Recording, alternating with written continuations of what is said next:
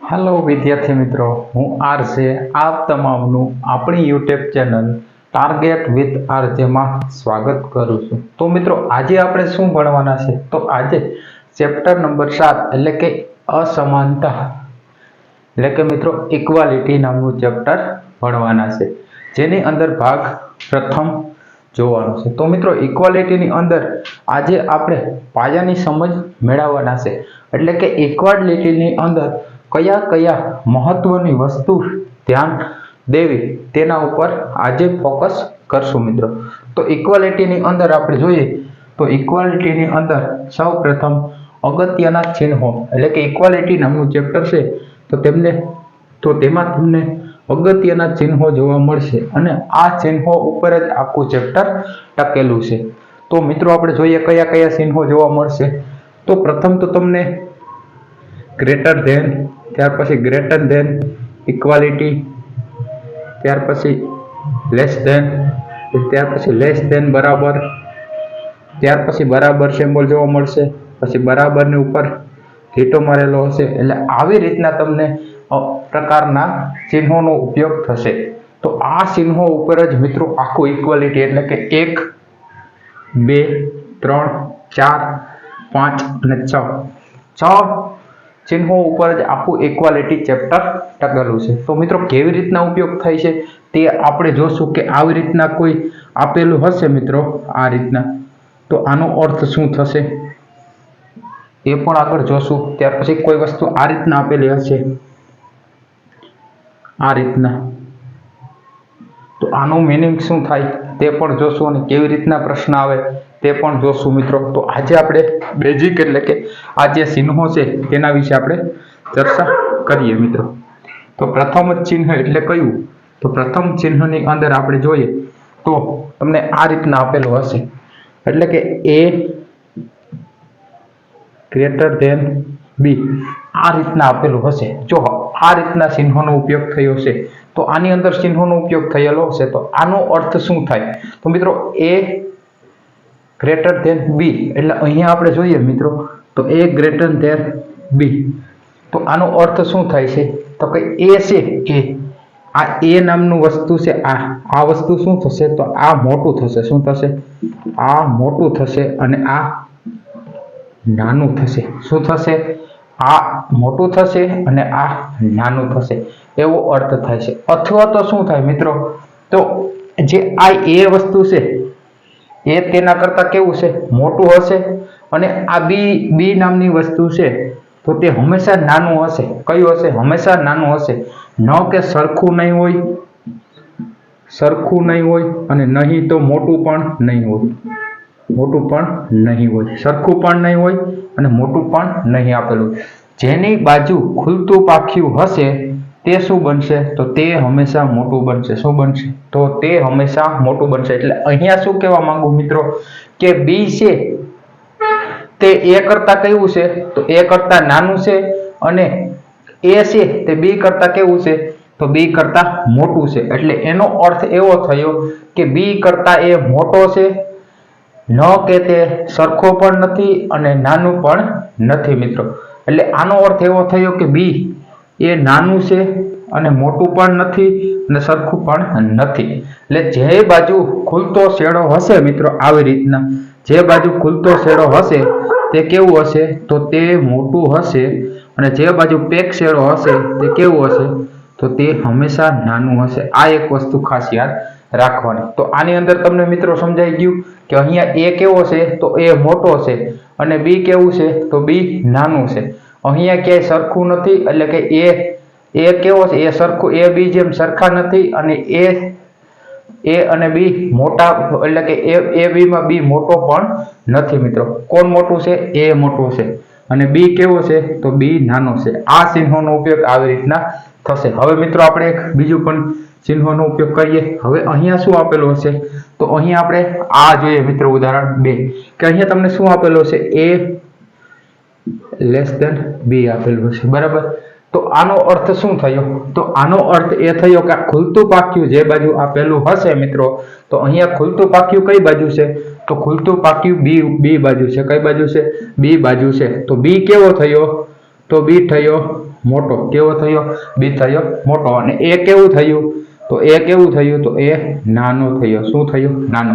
તો બી મોટો છે કોના કરતા? એ કરતા બી મોટો છે. અને બી કરતા એ કેવો છે? તો બી એ કરતા નાનો છે. એટલે એનો અર્થ શું થયો? તો અહીંયા બી મોટો રહેશે, એ કેવો છે? એ નાનો છે. ન કે એ સરખો પણ નથી, એટલે કે બી અને એ બંને સરખા પણ નથી અને એ મોટું પણ નથી. શું છે? એ હંમેશા નાનો રહેશે અને બી કેવો રહેશે હંમેશા? તો બી હંમેશા મોટો રહેશે. તો આ વસ્તુ ખાસ યાદ રાખવાનું. જે બાજુ પાખ્યું ખુલતું હોય તે હંમેશા મોટું હશે અને પાખ્યું પેક હશે તે કેવું હશે? તો તે નાનું હશે અને આ મોટું હશે. આ વસ્તુ ખાસ યાદ રાખવાની. તો મિત્રો આ બીજું ઉદાહરણ જોયું. હવે ત્યાર પછી આપણે શું જોશું? તો ત્યાર પછી આપણે ત્રીજું જોશું. એટલે તમને આમાં તો મિત્રો ખબર પડી ગઈ કે નાનું અને મોટું કોને કેવું, નાનું કોને કેવું. આ રીતના તમને ઉપયોગ થયો હોય તો આપણે જોવાનું કે આ બાજુ વસ્તુ હશે, આ બાજુ તો તે કેવી હશે? તો આ મોટી હશે અને આ કેવી હશે? નાની હશે. રેડી મિત્રો? કોન્સેપ્ટ તમારો ક્લિયર થયો? બસ હવે આની અંદર કંઈક નવું, આની અંદર કંઈક નવું. જો મિત્રો આ રીતના આપેલું હશે તો આ કેવું બનશે? આ નાનું બનશે અને આ કેવું બનશે? આ મોટું બનશે. એવી રીતના આ રીતના આપેલું હશે શું થશે? આ મોટું બનશે અને આ કેવું બનશે? આ નાનું બનશે. આ વસ્તુ ખાસ યાદ રાખવાનું. એટલે આપણે મિત્રો બે આ ચિહ્નો હતા ત્યાં બે ચિહ્નો આપણે સમજ્યા કે નાનું કેવી રીતના કહેવું અને મોટું કેવી રીતના બનાવવું. તો હવે ત્યાર પછી આમાં કંઈક મિશ્રણ આવે છે મિત્રો.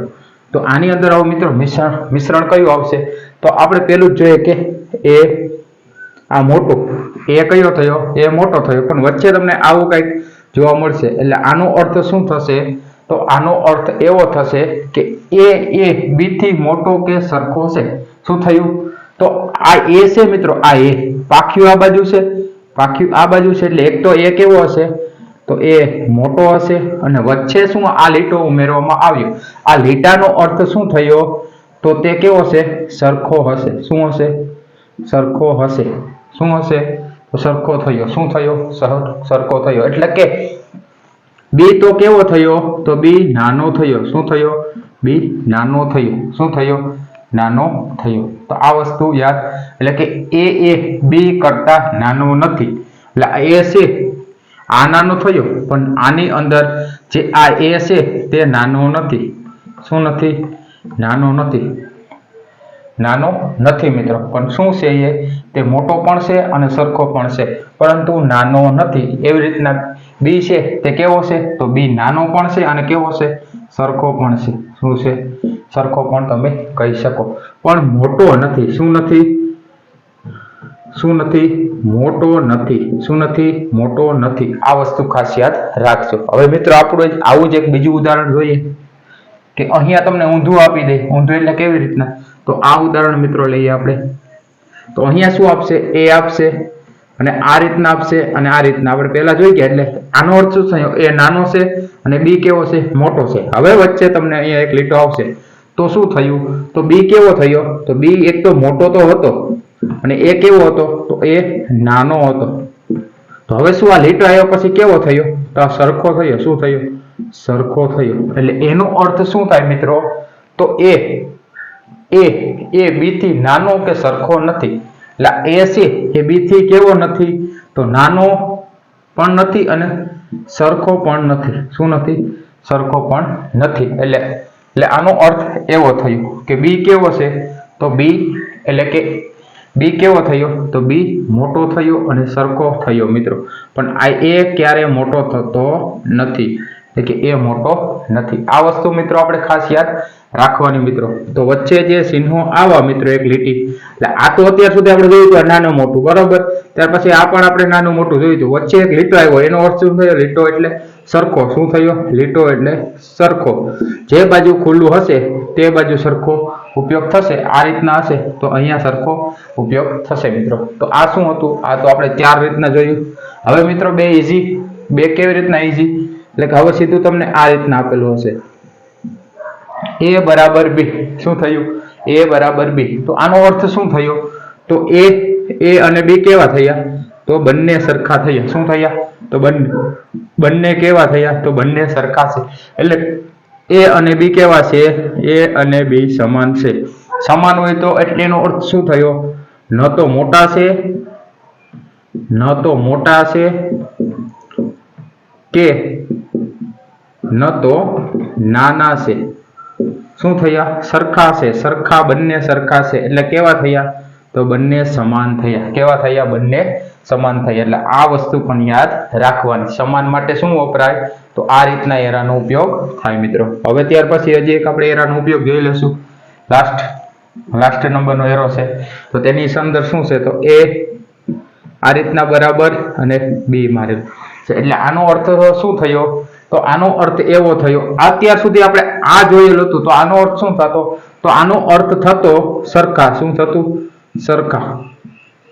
પરંતુ આની અંદર શું થયું? તો આની અંદર આ રીતના હતું તો આપણે એને સરખા તરીકે ઉપયોગ કરતા હતા, અને હવે એક લીટો આડો આવ્યો એટલે કે શું થાય? તો સરખા નથી. શું નથી? સરખા નથી. આ રીતના એનો અર્થ થયો મિત્રો. તો અહીંયા શું કહીશ? તો એ અને બી સરખા નથી. એટલે આ બે બંને છે એ અને બી, આ સિમ્બોલનો ઉપયોગ થયો એના કારણે તેઓ કેવા નથી? બે સરખા નથી. એટલે કે બંને સમાન નથી. સમાન નથી. એટલે સમાન જો બંને ન હોય તો કેવા હશે? તો કાં તો નાના હશે અને કાં તો કેવા હશે? કાં તો મોટા હશે. કાં તો મોટા હશે. એટલે કે એ બરાબર ઉપર ચોકડી મારેલી છે એટલે એનો અર્થ થયો બંને સરખા નથી. સરખા બંને ન હોય તો કાં તો નાના હોય, તો કાં તો કેવા હોય? તો કાં તો મોટા હોય. તો મિત્રો ઇક્વાલિટી એટલે કે અસમાનતાના પ્રકરણની અંદર આ મિત્રો બધું પાયાનું છે. તમારે જે આપણે અત્યાર સુધી સમજ્યા તે સહજ સિમ્બોલ એટલે કે ચિહ્નોનો ઉપયોગ થાય તેના ઉપર આખું ચેપ્ટર ટકેલું છે મિત્રો. હજી તમને મિત્રો આગળના લેક્ચરની અંદર સમજાવીશ. તે પહેલા મિત્રો આજે કેવું સમજ્યા? તો આ જોયું, ત્યાર પછી આ જોયું, પછી ત્યાર પછી આ રીતના જોયું, ત્યાર પછી આ રીતના જોયું, ત્યાર રીતના આ રીતના જોયું, એવી રીતના આ રીતના જોયું. એટલે આપણે આ કોન્સેપ્ટ સમજ્યા. આ બાજુ હોય તો શું થયું? તો આ મોટું થયું. તો આ કેવું હશે? તો નાનું હશે. તો આ કેવું હશે? નાનું હશે. તો આ કેવું થયું? મોટું થયું. આ એટલે કેવું થયું? તો આનો ઉપયોગ થાય એટલે કેવું હોય? હંમેશા સમાન હોય. શું હોય? હંમેશા સમાન હોય. તો આનો ઉપયોગ થાય તે કેવું હોય? તો ન તો કેવું હોય? ન મોટું, એટલે ન કા મોટું હોય મિત્રો, કા કેવું હોય? કા નાનું હોય. તે આનો ઉપયોગ થાય મિત્રો. અને આનો ઉપયોગ થાય મિત્રો તો જે આ બાજુ હશે, આ બાજુ, તો આ બાજુ કેવી હશે? તો આ બાજુ મોટું હશે અને આ કેવું હશે? તો સરખું હશે. કેવું હશે? મોટું અને સરખું હશે. તો આ રીતના પણ એવું હશે કે આ બાજુ હશે તો કેવી હશે? તો મોટું હશે અને કેવું હશે? સરખું હશે. આ વસ્તુ ખાસિયત રાખજો. આપણે ચારે ચારની સહજ સિમ્બોલ આપણે સમજી લીધા કે આનો ઉપયોગ કેવી રીતના થાય છે. તો મિત્રો આવતા લેક્ચરની અંદર એટલે કે પાર્ટ 2 ની અંદર પાયાની સમજ જોશું, જેની અંદર શું જોવાના છે? તો જેની અંદર આપણે તમને આ રીતના બધા ચિહ્નો આપેલા હશે, બધાય સમાન, કે અહીં આ રીતના આપેલું હશે, આ રીતના આપેલું હશે તો આનો અર્થ શું થાય? આમાંથી કયા ચિહ્નોનો ઉપયોગ કરવો, પ્રથમ કયું લેવું, કયું ન લેવું, તે આપણે નેક્સ્ટ લેક્ચરની અંદર જોશું. તમને આ રીતના ચિહ્નો આપેલા હશે, આ રીતના તો આમાંથી કયા ચિહ્નોનો પેલા ઉપયોગ લેવો અથવા તો તમને જવાબ શું આવે તે આપણે નેક્સ્ટ પાર્ટની અંદર જોશું મિત્રો. તો આજે મિત્રો અસમાનતાની એટલે કે ઇક્વાલિટીની અંદર ભાગ આપણે અહીંયા પ્રથમ પૂર્ણ કરીએ છીએ અને આજે મિત્રો અહીંયા લેક્ચર રાખીએ છીએ. જય હિન્દ, જય ભારત.